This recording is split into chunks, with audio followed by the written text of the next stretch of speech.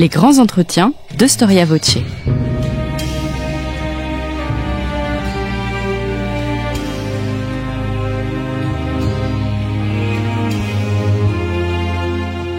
On retrouve Mathilde Gay. Bonjour à tous et à toutes et bienvenue sur Storia Voce.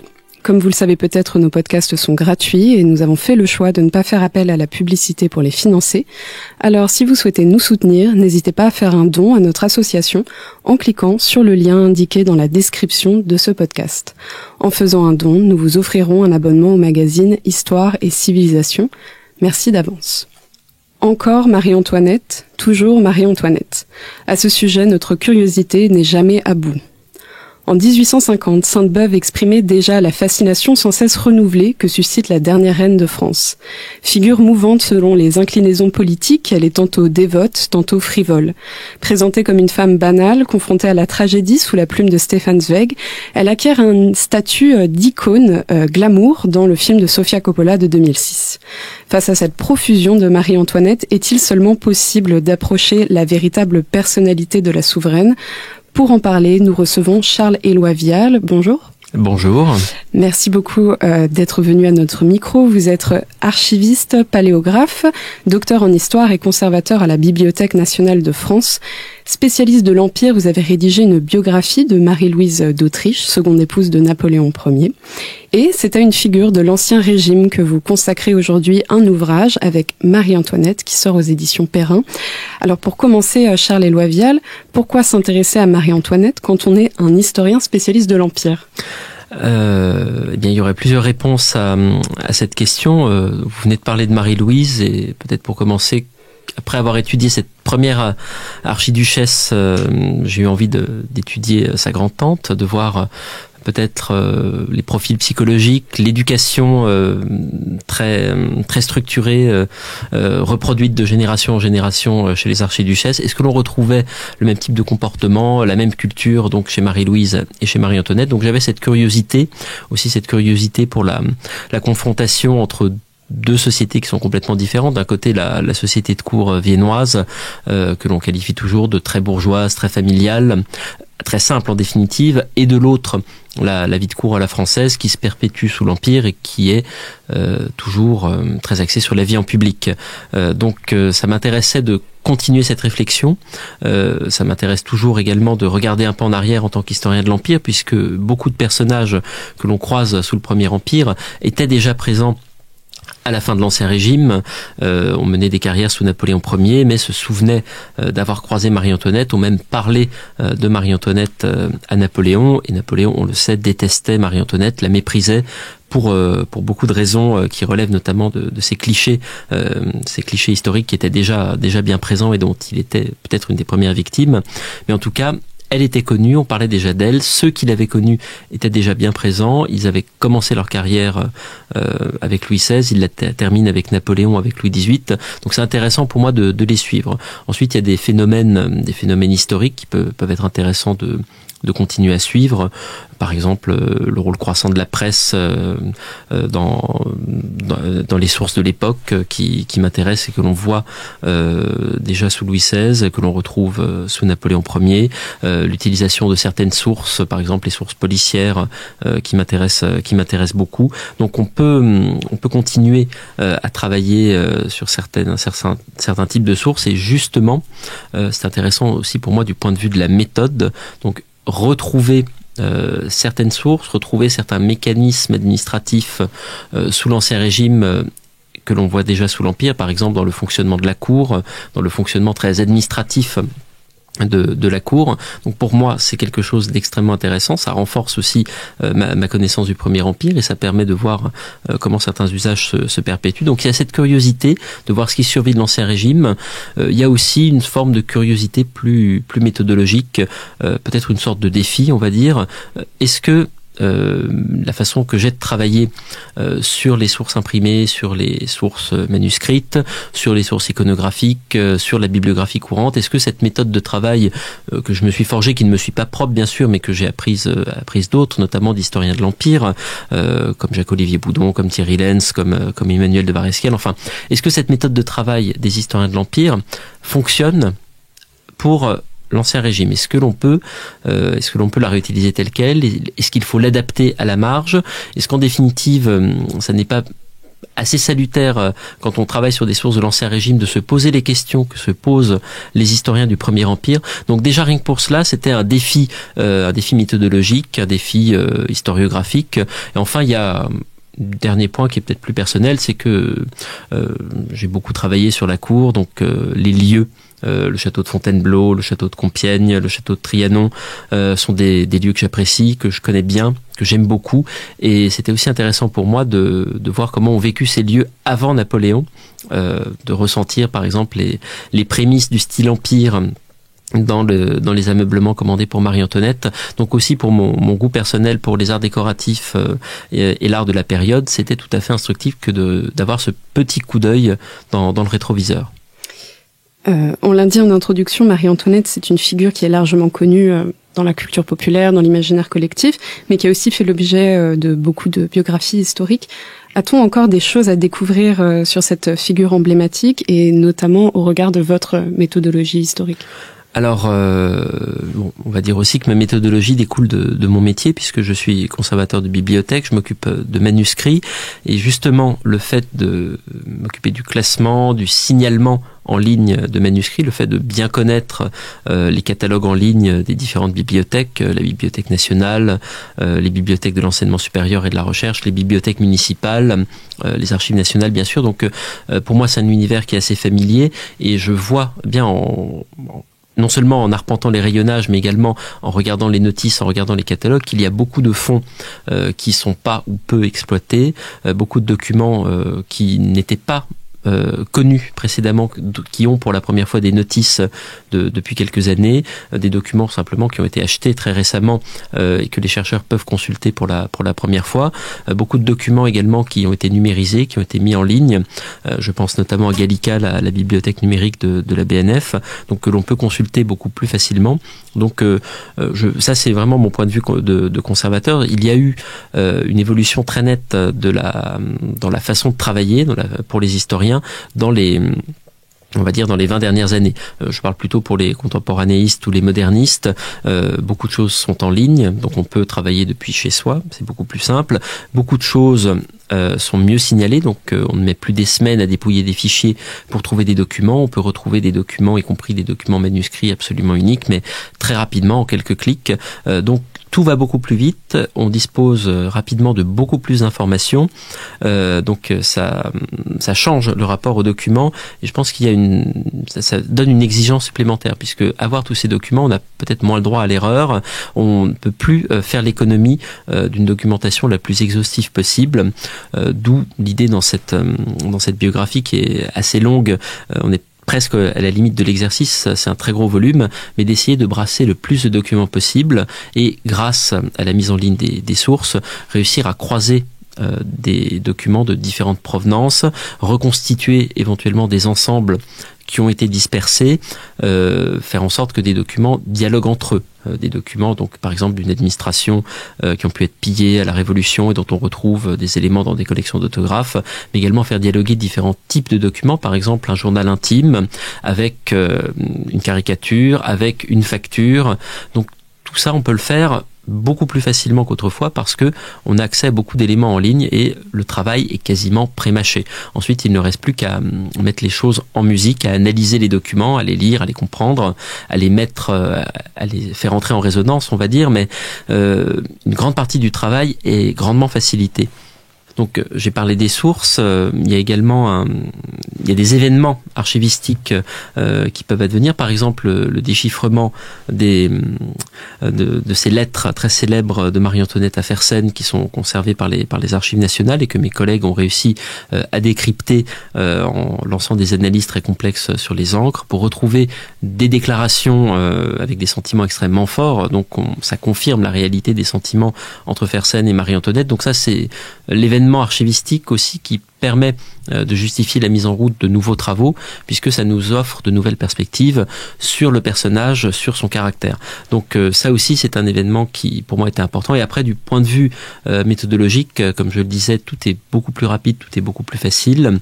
On peut aussi beaucoup plus facilement, de nos jours, s'amuser à rechercher les contradictions au sein même des textes de différents auteurs, puisque tout a été numérisé et en version plein texte. Donc vous pouvez très bien, et je l'ai beaucoup fait pour ce livre, rechercher une citation de Marie-Antoinette dans Google Books en restreignant par date et essayer de remonter à la source la plus proche.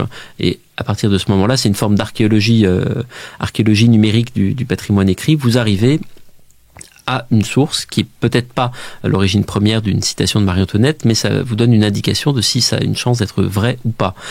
Quand vous vous rendez compte que l'occurrence la plus ancienne d'une phrase est un document qui a été publié seulement dans les années 1820 ou qui a été publié sous le directoire par un faussaire royaliste bien connu, bien identifié de toute la critique historique comme un faussaire, eh bien ça vous incite à beaucoup de prudence.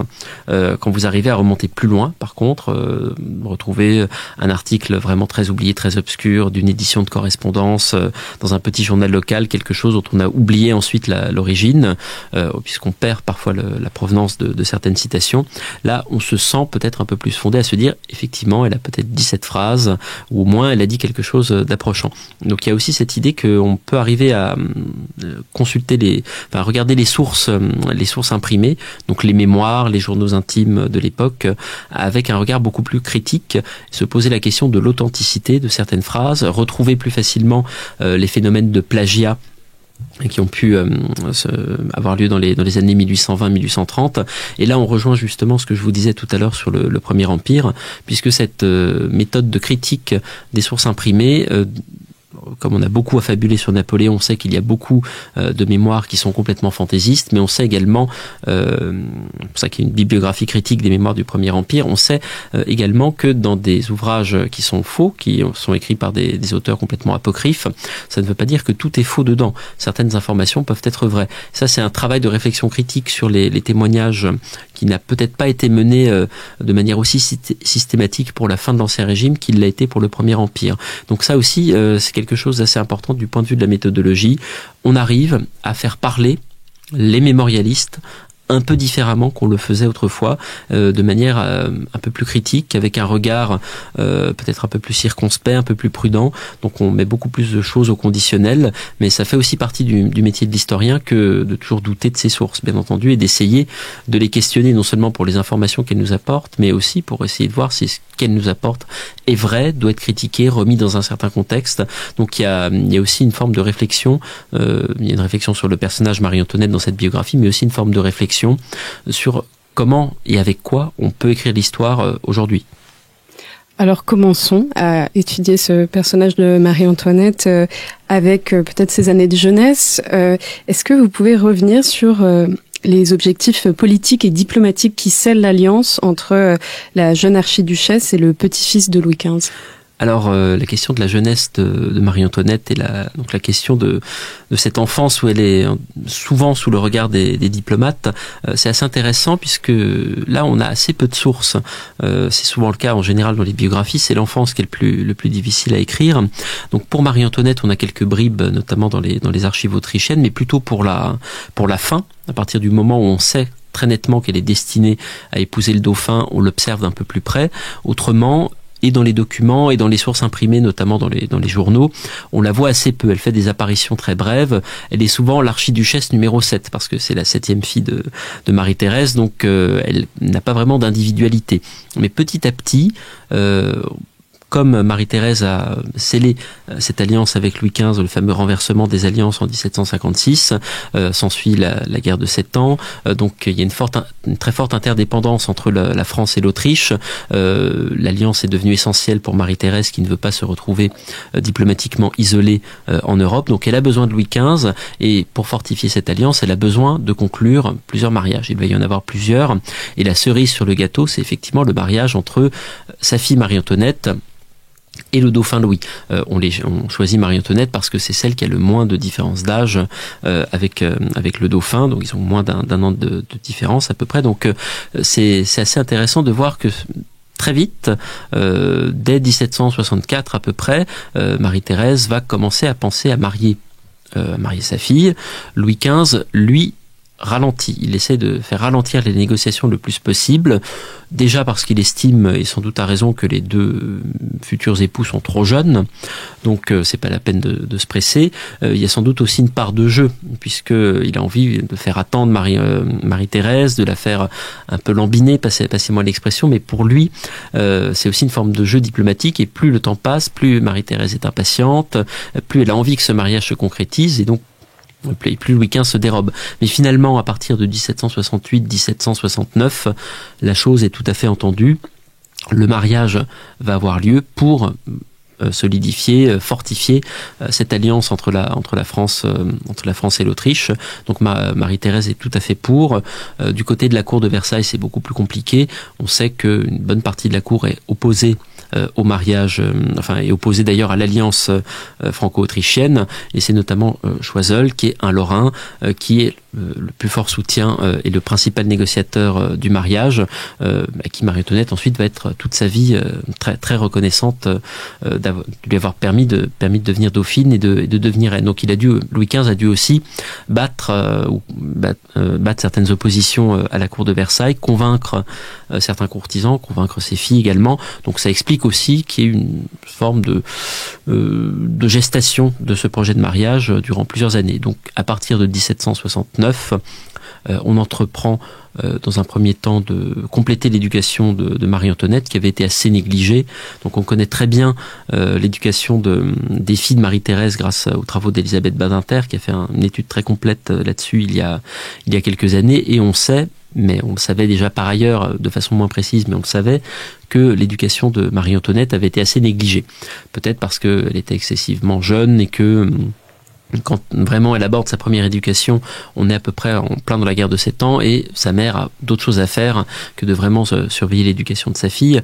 Donc l'éducation est un peu négligée, un peu ratée, la première éducation, et il faut rattraper les choses très vite dans l'année 1769, d'où l'arrivée à Vienne de l'abbé de Vermont, donc qui a été sélectionné probablement par Choiseul parmi des jeunes abbés cultivés, mais pas trop proches des Lumières non plus. Donc il est choisi. Il est envoyé à Vienne, il ne va quasiment plus quitter Marie-Antoinette ensuite jusqu'à la fin, et il nous laisse un témoignage qui a été publié au XIXe siècle, mais c'est toujours bien d'y revenir, qui est un témoignage avec plusieurs lettres adressées à Mercier Argenteau, qui est l'ambassadeur autrichien à Versailles, qui sont un portrait psychologique très frappant d'une jeune archiduchesse relativement frivole, relativement immature, assez paresseuse intellectuellement, qui n'a pas vraiment envie de se mettre au travail, et il essaye d'expliquer comment, par quelle méthode pédagogique, il la convainc de lire, de s'intéresser à l'histoire de France, de s'intéresser à la généalogie des Bourbons. Donc on sent que il doit lutter pied à pied. Donc ça c'est déjà assez intéressant, mais ce sont des choses assez connues. Je pense que ceux qui étaient moins connu sur le mariage, c'est plutôt d'une part son volet diplomatique, qui est la façon dont on peut retracer plutôt la progression des négociations du mariage dans les correspondances des ambassadeurs, donc ou dans les correspondances chiffrées et déchiffrées, donc qui sont amenées à être plus secrètes, ou dans les correspondances officielles adressées directement aux ministres en clair, qui ne sont pas chiffrées, et qu'en définitive les espions peuvent facilement lire pour voir un petit peu où on en est. Donc ça c'est assez intéressant de voir qu'il y a ça prend du temps, ça flotte dans les esprits dès la fin de la guerre de 7 ans, peut-être même un peu avant d'ailleurs, et ça va mettre du temps à se concrétiser. Mais c'est intéressant de voir la façon dont les ambassadeurs la surveillent, constatent qu'elle est grandie, qu'elle est bientôt prête à être mariée, même si elle est très jeune bien sûr, mais dans l'esprit du temps c'est ça, elle est bientôt prête à être mariée. Donc il y a cet apport assez intéressant des archives diplomatiques que je tenais à souligner, donc ça m'a beaucoup servi pour le livre. Après, bien entendu, sur les festivités elles-mêmes, on connaît beaucoup de choses, notamment grâce aux archives de la Maison du Roi, aux archives de Papillon de la Ferté, qui était l'intendant des menus plaisirs du roi, qui a laissé beaucoup de documentation, grâce aux témoignages de certains courtisans, grâce à ce qu'on appelle les nouvelles à la main, donc des journaux mais manuscrits qui circulent de manière clandestine dans le public. Donc en croisant ces différents types de sources, on arrive à retracer à peu près tous les éléments et on comprend dans quel contexte le mariage s'insère et je vais terminer là-dessus puisque c'est un mariage qui a lieu dans un contexte politique extrêmement tendu en France. Marie-Antoinette ne saisit pas la complexité du jeu diplomatique à Versailles. À Versailles, on est depuis plusieurs années en plein dans le conflit entre le roi et les parlements. Il y a ce fameux incident à Paris, ce feu d'artifice qui dégénère en bousculade avec plusieurs dizaines et même plus d'une centaine de morts donc en plein Paris à la suite de cette bousculade.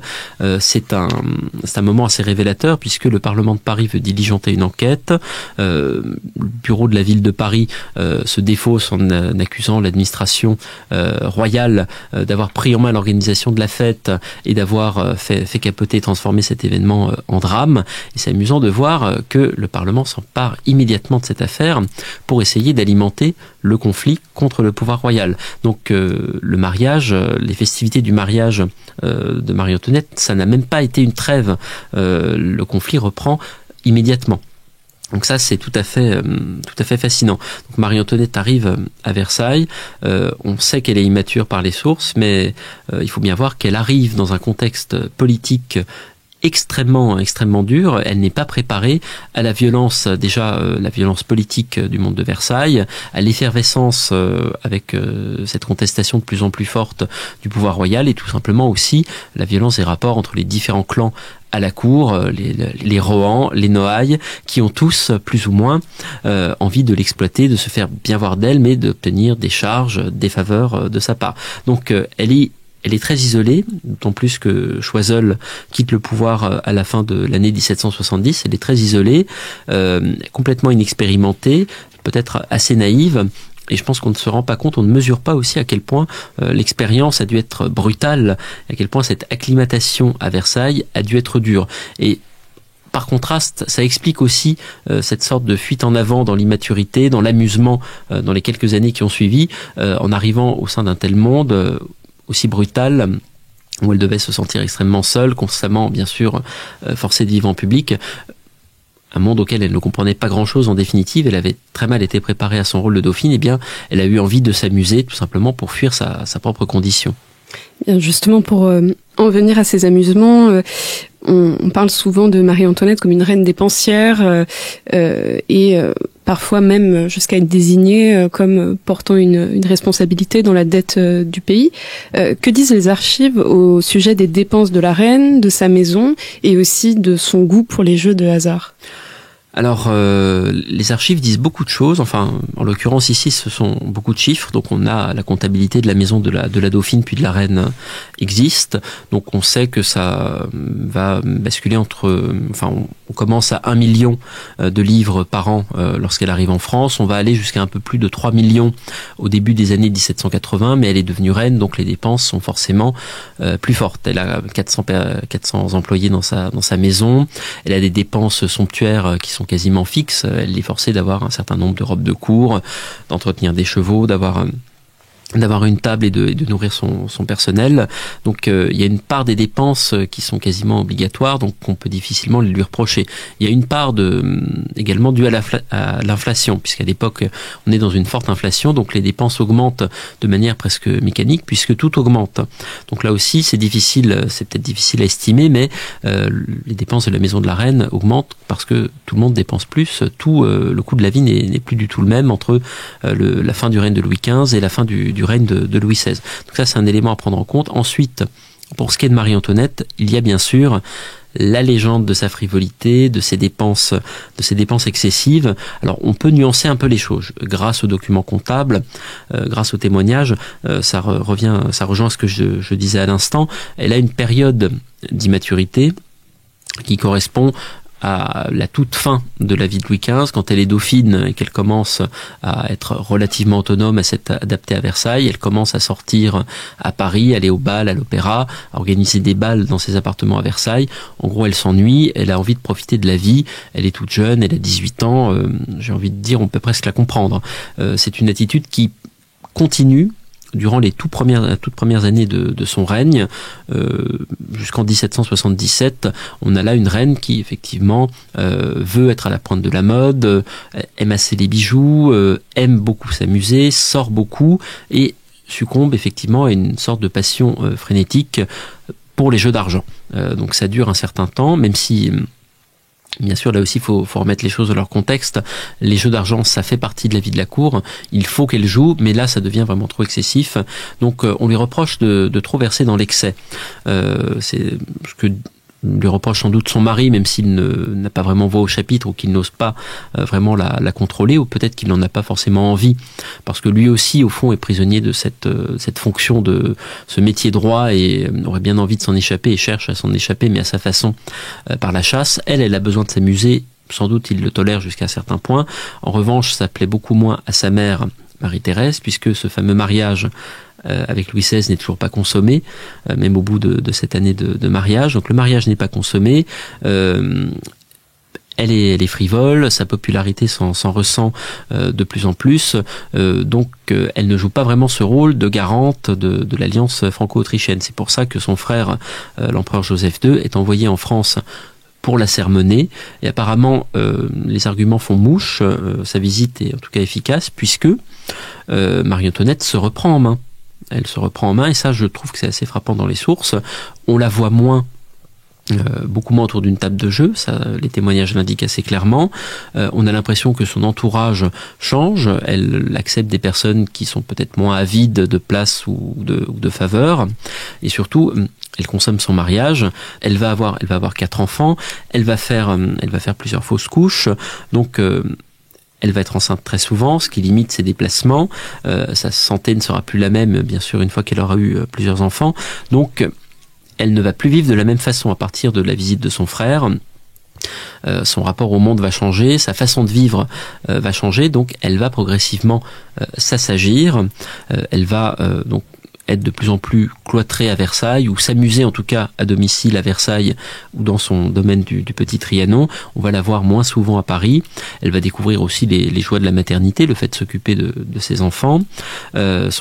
Comme elle a pris un peu de maturité, on sait qu'elle va lire davantage, elle va peut-être écrire davantage de lettres, donc intellectuellement ça n'est plus non plus la même personne. Et enfin, elle s'est lancée à partir de la fin des années 1770, début des années 1780, elle s'est lancée dans une carrière politique. Enfin, je dis ça, c'est peut-être un peu exagéré, mais elle s'intéresse de plus en plus à la politique, et elle essaye de se tailler un rôle, même tout petit, sur l'échiquier politique de l'époque. Donc elle s'intéresse beaucoup aux affaires étrangères, un peu à la politique intérieure. Elle essaie de dialoguer avec des ministres. Donc on ne va pas dire que c'est une femme de pouvoir, mais elle comprend qu'elle a un rôle à jouer, qu'elle a, surtout en tant que mère des enfants du roi et surtout de l'héritier du trône, donc de potentielle régente, elle a une carte à jouer, elle a un rôle à jouer, et elle peut, et elle va d'ailleurs de plus en plus se mêler des affaires du gouvernement. Et elle est connue à la cour comme l'Autrichienne. Est-ce que ce rôle politique qu'elle commence à jouer, dont vous nous parliez juste à l'instant, est-ce que ça consiste à être un soutien pour sa patrie d'origine auprès du roi et du gouvernement ? Alors, effectivement, on la surnomme l'Autrichienne quasiment depuis le début, depuis son arrivée en France. Donc c'est quelque chose qui prédate le moment où elle se mêle des affaires politiques et diplomatiques. Effectivement, son frère Joseph II vient la voir, la sermonne, lui demande de se reprendre en main et de jouer ce rôle de courroie de transmission entre Paris et Vienne. Donc faire passer ou des messages, ou des idées, ou des projets de combinaison diplomatique à Louis XVI. Joseph II a beaucoup d'idées pour la réorganisation on va dire très rapidement de l'Allemagne centrale, du Saint-Empire romain germanique, sur des échanges de terres avec d'autres souverains pour essayer de faire en sorte que les territoires des Habsbourg soient un peu plus homogènes, mais ça risquerait de perturber l'équilibre diplomatique dans la région. Donc à chaque fois Louis XVI se dérobe, refuse de donner suite. Marie-Antoinette insiste beaucoup pour qu'il examine les projets de Joseph II avec un œil bienveillant. Elle insiste parfois de manière un petit peu maladroite. On sait par exemple qu'elle va proposer à Louis XVI de confier à l'Autriche le rôle de médiateur dans les négociations de paix à la fin de la guerre d'indépendance américaine. Donc elle insiste, ou elle rêve que son frère Joseph II ait un rôle diplomatique plus important. Elle essaye de manœuvrer son mari.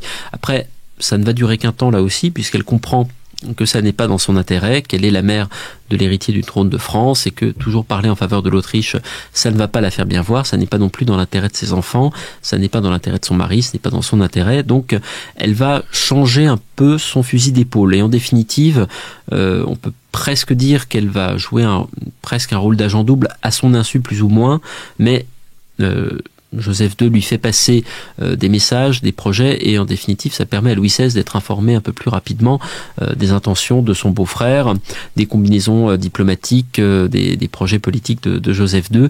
Donc elle joue sans doute à son corps défendant un rôle de courroie de transmission, mais ça marche dans les deux sens.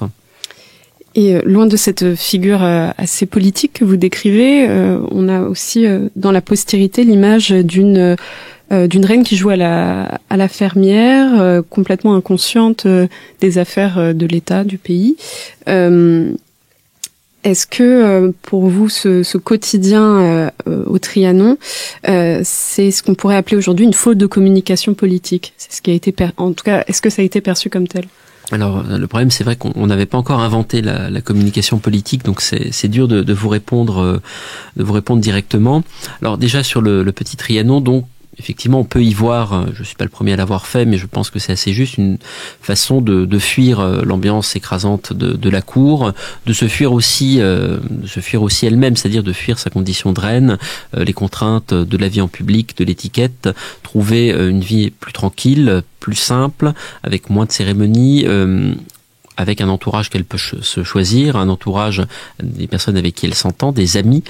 C'est aussi peut-être quelque chose assez neuf pour des souverains d'avoir des amis. Est-ce que c'est vraiment possible?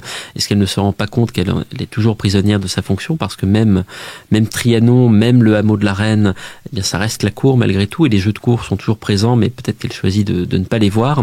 Donc en réalité, c'est quelque chose d'assez compliqué. Ça nous emmènerait peut-être assez loin. Donc en tout cas, elle a cette quête d'une vie simple qui est aussi dans l'air du temps, la recherche de la simplicité, la proximité de la nature. Enfin, je ne sais pas si elle a lu Rousseau, si on lui a parlé des idées rousseauistes, mais on est quand même dans quelque chose qui est vraiment dans l'air du temps, de même que le jardin du petit Trianon et le hameau de la Reine, ce sont des gadgets très sophistiqués, mais qui sont dans ce que la haute aristocratie apprécie d'avoir dans ses domaines, dans ses jardins. Donc elle est à la pointe de la mode, y compris dans sa recherche de simplicité. Et donc elle profite de ce petit Trianon pour être tranquille, pour s'isoler. Elle en profite en définitive assez peu. Ça aussi, c'est quelque chose que pointent assez bien les documents. Les travaux du jardin de la Reine au petit Trianon durent jusqu'en 1782.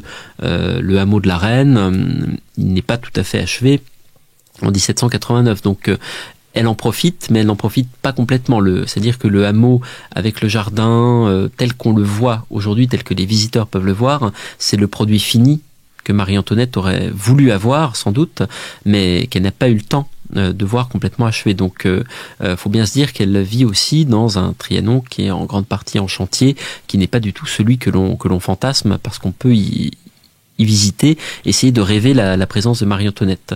Effectivement, donc il y a la légende autour du hameau de la Reine, il y a ce que le public en sait à l'époque, et on se rend compte que le fait que la reine ne soit plus présente à Versailles, le fait qu'elle s'isole dans un domaine qu'elle façonne à son image ou selon ses goûts, effectivement, ça ne joue pas en sa faveur. Et comme on est dans un contexte de perte de sacralité du pouvoir royal, on est dans un contexte où Louis XVI est impopulaire, c'est un sujet de moins en moins confiance en lui, eh bien en définitive, la reine joue le rôle de bouc émissaire. Le bouc émissaire, on l'accuse facilement de dépenser énormément d'argent, de vider les caisses de l'État avec ces dépenses qui sont en réalité une goutte d'eau dans le budget de l'État royal, et une goutte d'eau encore plus quand on regarde le montant de la dette de l'époque. Donc ça ne sont pas des dépenses énormes, mais c'est quelque chose malgré tout d'emblématique. C'est un bouc émissaire que l'on peut facilement accuser, que l'on peut très facilement détester. Donc, on va lui en vouloir. Et on voit le pouvoir de la rumeur à l'époque. C'est quelque chose que Beaumarchais souligne dans ses pièces, par exemple dans le Barbier de Séville, quand il parle de la calomnie et du pouvoir de la calomnie. Là, on est à une époque où les rumeurs se répandent extrêmement rapidement par le biais des libelles, des caricatures un petit peu, même si la censure est active, mais des rumeurs, des chansons. Et le simple fait c'est très connu, mais que Marie-Antoinette puisse avoir sur le théâtre du Petit Trianon un décor en fer blanc poli et que dans les factures on qualifie de décor en diamant, eh bien on peut très bien lire ce genre de choses, ou peut-être qu'un plumitif de la Maison du Roi a parlé de ces décors en diamant. Ça se retrouve ensuite par oralité dans les rues, dans les journaux, dans les journaux intimes, je veux dire, des personnes. Donc c'est quelque chose que l'on retrouve et qui se sédimente dans les esprits, qui contribue à dégrader l'image de la reine. Donc il y a le pouvoir grandissant de l'opinion, une reine invisible, un roi qui globalement est de plus en plus discrédité, de plus en plus critiqué. Ça fait une forme d'alignement des planètes qui explique la dégradation de la popularité de Marie-Antoinette. Donc c'est quelque chose d'assez frappant. On peut aussi voir ça comme une forme d'alignement des planètes. Vraiment, toutes les conditions sont en place à tous les points de vue, du point de vue de l'opinion, du point de vue de la situation politique, diplomatique, économique. Tout est vraiment en place pour que la reine sombre dans l'impopularité, parce qu'elle sert de bouc émissaire à une monarchie qui à ce moment-là est complètement à bout de souffle. La figure de Marie-Antoinette va être appréciée, mais plus par des nostalgiques de la monarchie. Ils vont avoir tendance à la présenter comme une reine bigote ou très pieuse. Est-ce que cette image a un fond de vérité ? Alors, je vais prendre votre question à l'envers, si vous le permettez. Je vais déjà revenir sur la question de la reconstruction de l'image de Marie-Antoinette. Pour qu'on la reconstruise, il faut l'avoir détruite à un moment. Dès la fin de l'Ancien Régime, donc, comme je le disais, Marie-Antoinette sombre dans l'impopularité. On le voit dans les sources, on le voit avec les caricatures, les libelles, et je vais en revenir à Napoléon. C'est ce que Napoléon souligne à Sainte-Hélène. Il fait la réflexion que le procès de la reine et le procès du roi, c'est quelque chose qui s'est joué sur le très long terme. Ça n'est pas seulement en 1793 qu'on les a jugés, mais tout au long de leur règne, dès la mort de Louis XV, des pièces se sont ajoutées au dossier, l'opinion les a progressivement pris en grippe, les rumeurs se sont ajoutées aux rumeurs, et ils ont fini par ne plus du tout être les personnes réelles, mais être considérés véritablement comme des monstres. Louis XVI comme quelqu'un de complètement stupide, ivrogne, soumis à sa femme, et Marie-Antoinette comme une reine caricaturale, complètement débauchée, donc joueuse, dépensière, lubrique, donc vraiment tous les défauts. Donc on part du point de vue de la réputation de Marie-Antoinette en 1793, c'est un véritable champ de ruines, et ensuite il va y avoir une reconstruction par après, donc par le biais de l'exaltation de sa mémoire, par le camp royaliste. Et ça, c'est quelque chose qui démarre quasiment dès son exécution.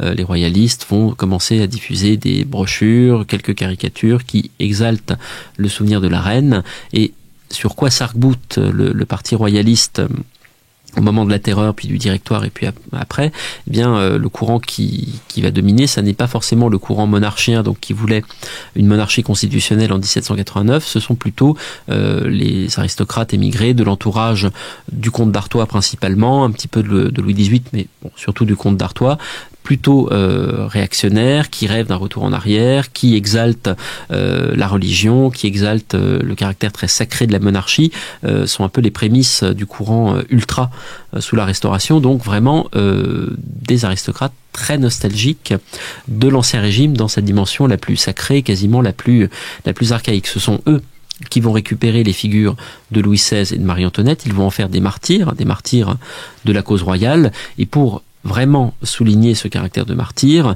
on va insister sur leur dévotion.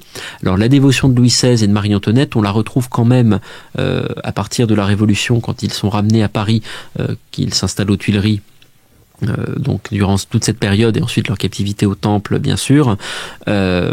Probablement que face à l'adversité, ils ont cherché du secours, du réconfort dans la religion. Pour les années d'avant, on a assez peu d'éléments. On a par exemple les archives du confesseur de Marie-Antoinette dont il subsiste quelques épaves.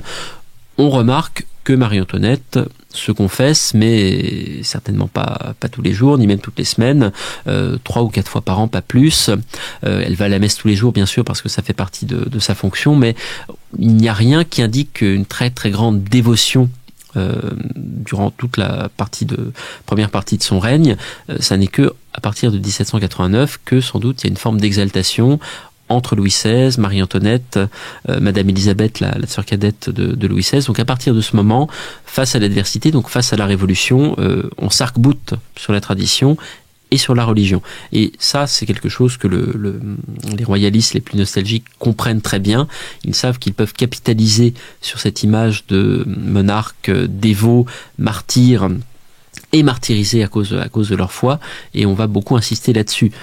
Durant toute la Restauration, effectivement, Marie-Antoinette va être considérée quasiment comme une sainte. On le voit dans l'iconographie, on le voit dans les textes, on le voit dans l'aménagement de lieux de mémoire, comme sa chapelle, enfin son ancienne cellule à la conciergerie qui est réaménagée en chapelle, comme la chapelle expiatoire pas très loin de la gare Saint-Lazare aujourd'hui. Donc ce sont des lieux de mémoire qui exaltent le martyr de la famille royale et la dévotion de la famille royale. Après, donc, c'est une dévotion qui, sans doute, est due uniquement à l'épreuve, de même d'ailleurs que le fait que Louis XVI et Marie-Antoinette se rapprochent et finissent par former véritablement un couple qui s'entend, c'est probablement dû uniquement à la Révolution et au fait qu'ils doivent affronter la Révolution qui menace de les balayer ensemble et qu'ils essayent aussi de protéger non seulement leur trône, mais aussi leurs enfants. Et une dernière question pour finir. Alors que Marie-Antoinette est retranchée aux Tuileries, la souveraine reçoit la visite d'un personnage qu'on n'a pas encore beaucoup abordé, donc qui est le comte suédois Axel de Fersen, qui est connu pour avoir entretenu une relation avec la reine. Que sait-on exactement de la nature de cette relation et quelle importance a-t-elle joué dans l'évolution de Marie-Antoinette ? Alors, donc comme je le disais au tout début, on a pu déchiffrer, enfin mes collègues des Archives nationales ont pu déchiffrer les lettres de Marie-Antoinette à Fersen qui se terminent par des déclarations très forte, qui à mon avis relève de quelque chose qui est plus que de l'amitié. Même si l'amitié peut être assez démonstrative au XVIIIe siècle, on le voit dans les correspondances, là on est un cran au-dessus. Donc il y a probablement des sentiments entre eux. Les témoins au XVIIIe siècle font déjà allusion à une relation un peu plus qu'amicale entre Louis XVI et Marie-Antoinette, entre Fersen et Marie-Antoinette, et un mémorialiste qui est le comte de Saint-Prix, je crois, va même jusqu'à dire que Louis XVI avait fini par accepter cette relation puisque en définitive, comme ils avaient rempli leur devoir avec Marie-Antoinette, qu'ils avaient donné un héritier au trône, il n'était plus besoin qu'il joue la comédie. C'est un couple un peu de façade. Et Marie-Antoinette pouvait faire ce qu'elle veut tant que cela restait plus ou moins discret. Donc ça, c'est ce qu'affirme un mémorialiste. On n'a pas vraiment dans les documents d'éléments qui pointent qui peut nous permettre vraiment d'affirmer qu'il y a eu des relations très suivies entre eux. En réalité, je pense que l'historien doit s'arrêter à la porte de la chambre à coucher. Là, on manque de sources, et à partir du moment où on n'a pas de source, si on invente des choses, eh bien, on bascule dans le roman. Ça n'est plus de l'histoire.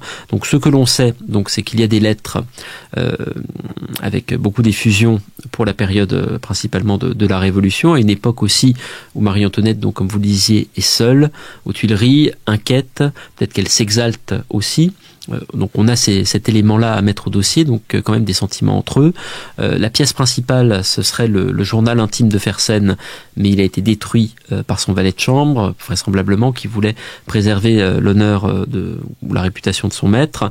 On n'a rien. On a un petit indice qui est la mention de l'installation d'un poêle suédois dans un logement pour Fersen au-dessus des appartements de la reine à Versailles. Donc il avait, semble-t-il, une chambre depuis laquelle il pouvait accéder assez facilement à l'appartement de Marie-Antoinette, mais on ne sait pas ce qu'il y faisait. On ne sait pas du tout ce qu'il y avait entre eux. Donc on nage en plein mystère. On nage en incertitude, on a en tout cas des sentiments qui sont exprimés de façon assez touchante, et après, ce qui moi m'a le plus intéressé, c'est de voir que le journal de Fersen redémarre. À partir du moment où il n'est plus avec Marie-Antoinette, il n'y avait plus de raison de détruire les documents, donc le journal de Fersen se continue jusqu'à sa mort en 1810, et là on a des mentions assez fréquentes, des allusions à Marie-Antoinette, donc déjà à son chagrin au moment de sa mort, donc on voit qu'il était en adoration devant elle. C'est peut-être un indice de plus, mais il a énormément souffert au moment de sa mort. Après, ce qui est amusant et ce qui, moi, me mettrait presque la puce à l'oreille, mais je veux pas m'avancer, donc je veux vraiment faire preuve de prudence. Je pense que ça n'est pas le plus important, la relation avec Fersen dans la biographie de Marie-Antoinette. Je pense que son rôle politique, son évolution intellectuelle, c'est quelque chose de beaucoup plus intéressant qu'on n'a pas assez creusé qu'une histoire d'amour sur laquelle on a vraiment brodé beaucoup de fantasmes. Mais en tout cas, ce qui est amusant en tout cas, qui pourrait être un indice, c'est que Fersen rencontre des gens jusqu'à la fin de sa vie qui lui parlent de Marie-Antoinette. Certains lui demandent s'il a couché avec la reine. Il le dit comme ça d'ailleurs dans son journal. Il n'a jamais noté dans son journal que c'était faux. Merci beaucoup, Charles-Éloi Vial, pour cette émission et d'avoir accepté de venir discuter de votre livre Marie-Antoinette, publié aux éditions Perrin, je le rappelle. Et maintenant, chers auditeurs et chères auditrices, je vous remercie pour votre écoute et vous dis à très bientôt pour une nouvelle édition des Grands Entretiens.